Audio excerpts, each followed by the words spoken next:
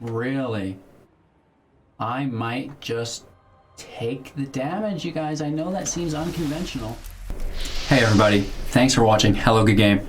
Today we're playing an original deck I've made called Thassa's Spark, which revolves around Thassa Deep Dwelling, which is incredibly broken. If you ask me, it's a 6/5 indestructible god. As long as your devotion to blue is less than 5, Thassa isn't a creature. At the beginning of your end step, exile up to one target creature you control, then return that card to the battlefield under your control. You can also pay 4 to tap another target creature. That is incredibly powerful, especially when combined with creatures that have enter the battlefield effects, such as Agent of Treachery, Elite Guardmage. You don't even have to have a lot of them. They're just so powerful when you start stacking them multiple times.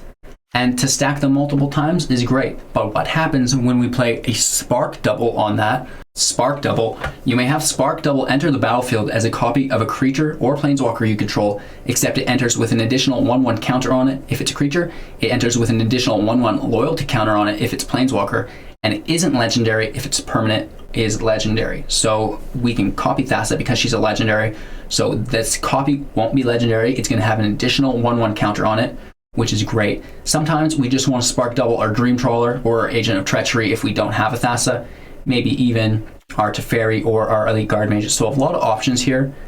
And then the rest of the deck is straight up removal. We don't have any single target removal. We bounce important things and keep them at bay.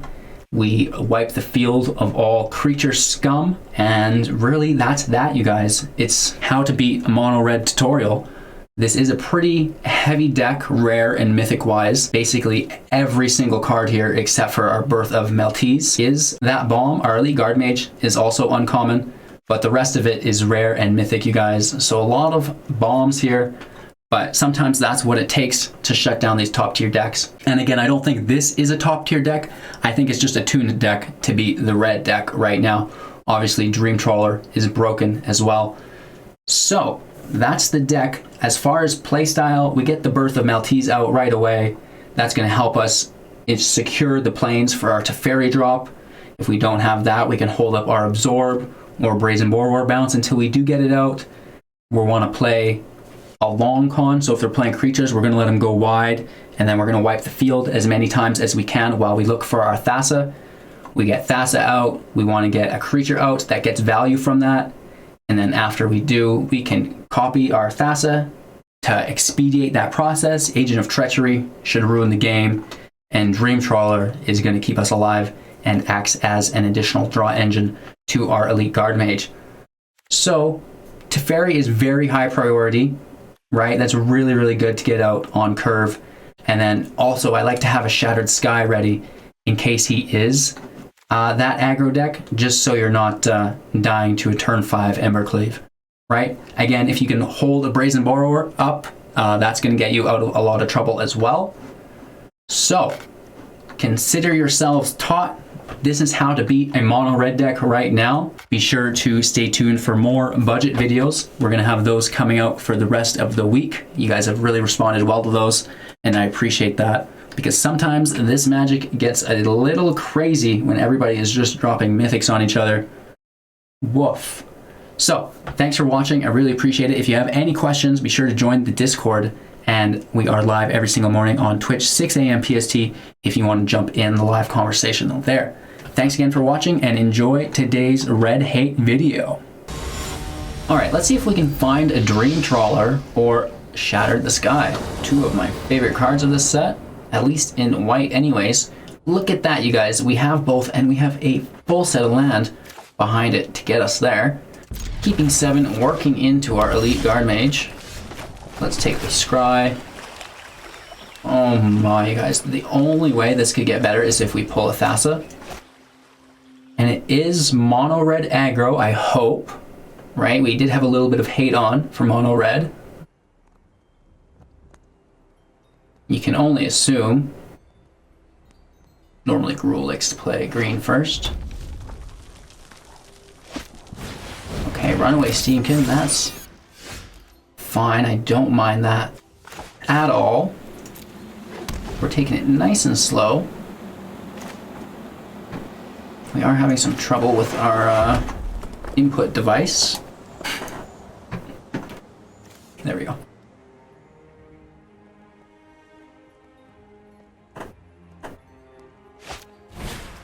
Fervent Champion's fine. A little bit of haste, never hurt anybody. He can play all the creatures he wants. Bone Crusher Giant as well. We're gonna Teferi bounce the Steamkin, just because it's getting close.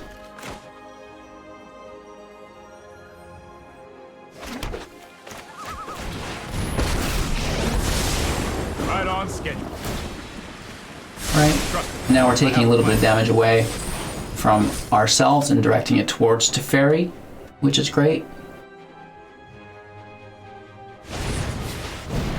Bone Crusher Giant in the house. Teferi dies. That's okay. So we can play 3 organically, rush to 4 if we want.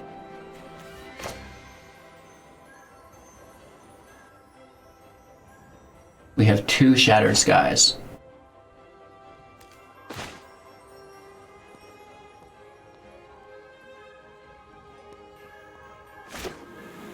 Paying life and just wrecking.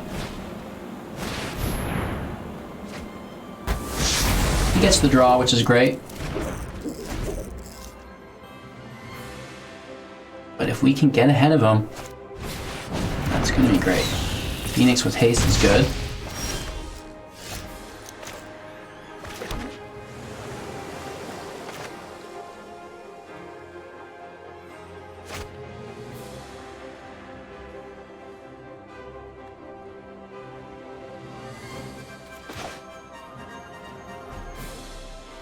It'd be cool to cast our Brazen Borrower as well.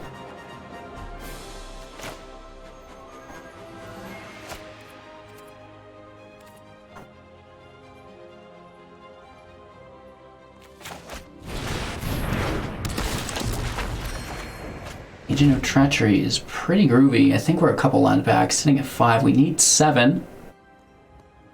13 life. Lava Coil to the ground. Acceptable. And we get hit for another 2. Ooh. Hit for 4. Don't you just love that?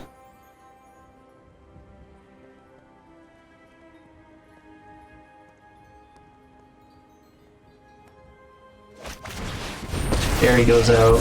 We're going to work in a real-time Shattered Sky. For now, might be a bad idea. Pass. And we're going to bounce this Phoenix when he goes to attack with our Brazen Borrower.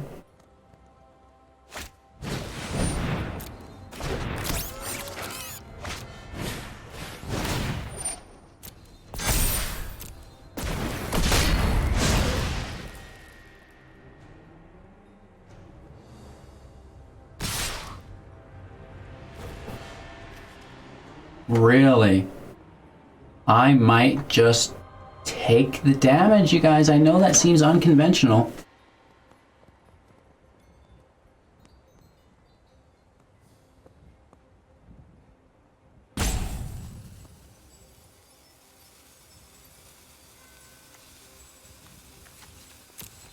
Yeah.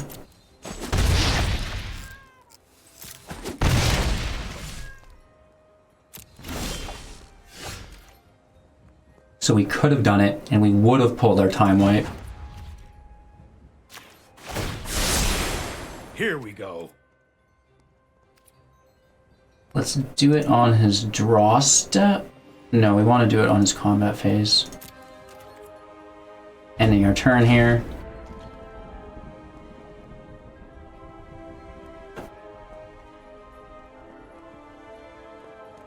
Just kind of holding our horses, so to say. Let's see the attacks.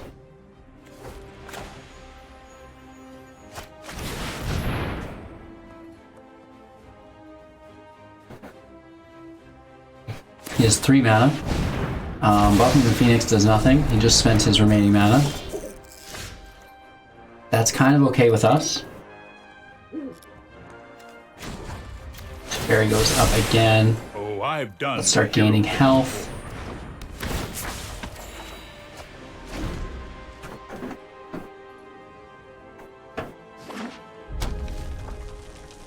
So probably playing the Phoenix.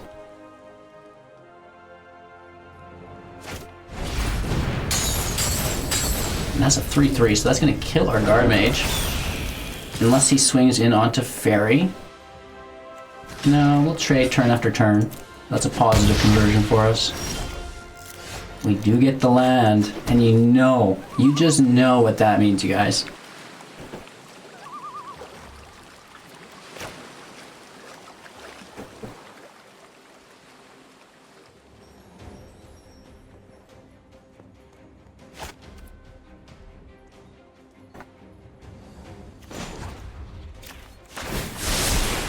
No, I am It means not it's his turn. making this up as I go. Right? We got to try to control this match as best we can. And to do that, we have to do it on his turn. Sorry. Letting him attack. And, yeah, I don't know, you guys. Hopefully this is going to work out.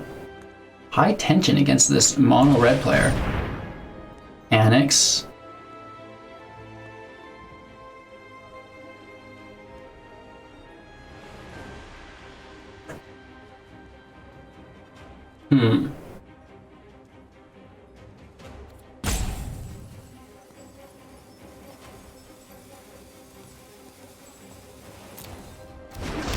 All the tokens.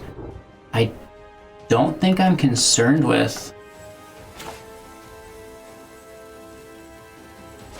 Let's smash home. I doubt he's sitting on a Torbran.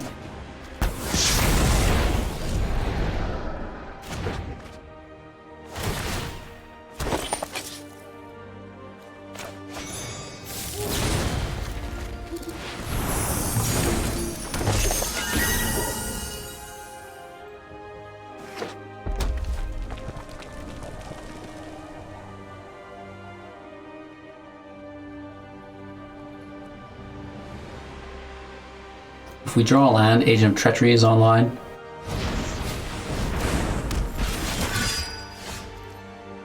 Negative. I've got it. That leaves us with 2 mana only.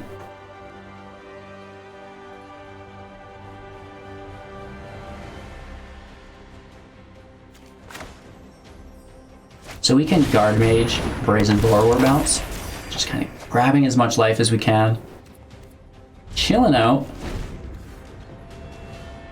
and then hopefully we can Thassa our Guardmage and we're going to be all set up. We do have to watch out for Embercleave, we have to watch out for Torbran, that's why we hold our Brazen Borrower in our hand still.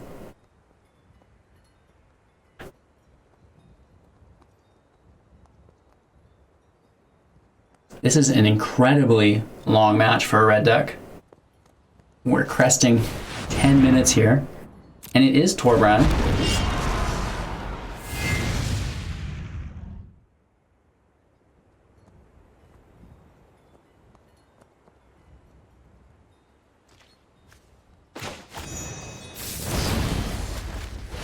Let's go ahead and turn him back.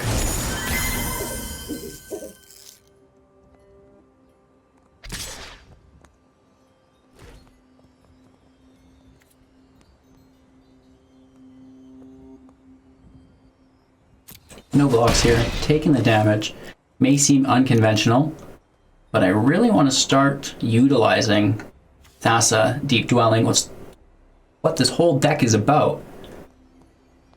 I know Teferi, Elite Guardmage, Dream Trawler, Brazen Borrower, like they're all such great cards. So it's hard to get it in there, but it is good. I promise. So we do need to keep our Brazen Borrower up though as well.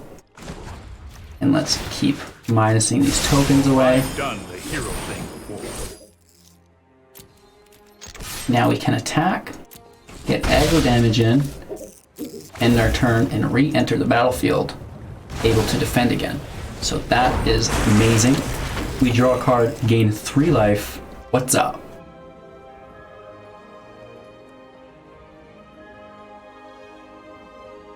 our opponent in a very hard situation.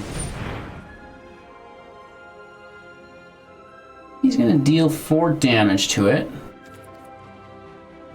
which is respectable, right? Sacrifices a land. Ouch. I'm sure he's got plenty more in his hand. There's Big Daddy Torbran again. Hits the field, and, well, by golly, so does our 3rd Brazen Borrower. Woof. So, Teferi's down. And we can do so many things. Agent of Treachery on the field. We're going to take his Rimrock Knight. Our Temple can come in for a Scry, because we're going to be drawing a card soon. Land can go to the bottom. And we are going to have our Agent re-enter. That's tasty. Especially after he just destroyed one of his lands. He's always got a replacement. That's awesome. Anything he plays is ours. We're going to Spark Double it as well, if given the opportunity. I sure hope he lets us.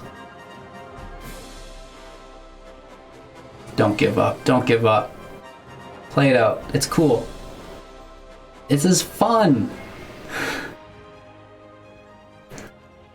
He's thinking it through. Hey man, I wouldn't mind a Torbran, you know what I mean? He needs to kill our Agent of Treachery here.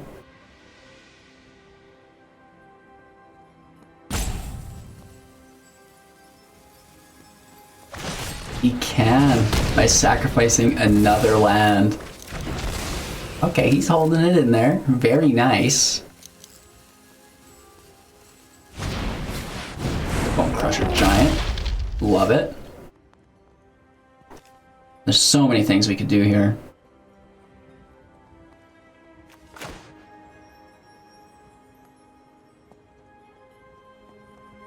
We'll have 1, 2, 3, 4, 5 mana left. That's not enough to do what we want.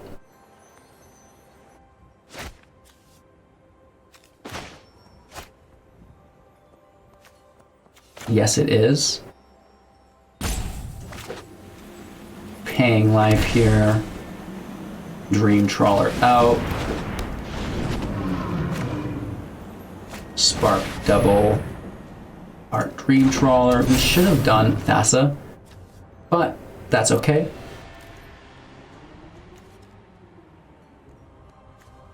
Rimrock Knight can go in. He can't defend anyways. That is the bane of a red deck right here, you guys. Dream Trawler. Never mind one of them. 2 of them. Ooh. We may as well reset our Rimrock Knight. Even though he can't defend, why not?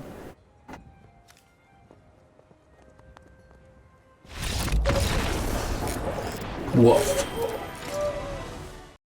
Wow, that was our Thassa's Spark deck. A little unconventional based on your typical Azor's control deck, but really built around the same framework. It's a lot of fun to play, and it's really consistent because there are so many aggro decks out there right now that this deck just easily shuts down. So if you're struggling with mono red and you've got the rare cards or the collection, check out Thassa's Spark, or maybe even some of the other blue and white control decks that we have in the meta right now. So again, thanks for watching, you guys. I really appreciate it. Be sure to check out our Twitch channel every single morning, 6 a.m. PST, and you can also join our Discord if you're looking to follow up on any questions you may have, or maybe you have ideas to recommend, anything like that. Jump in the Discord. We're live in there 24 hours a day, and we'd love to have you. So again, thanks for watching. Have a great day.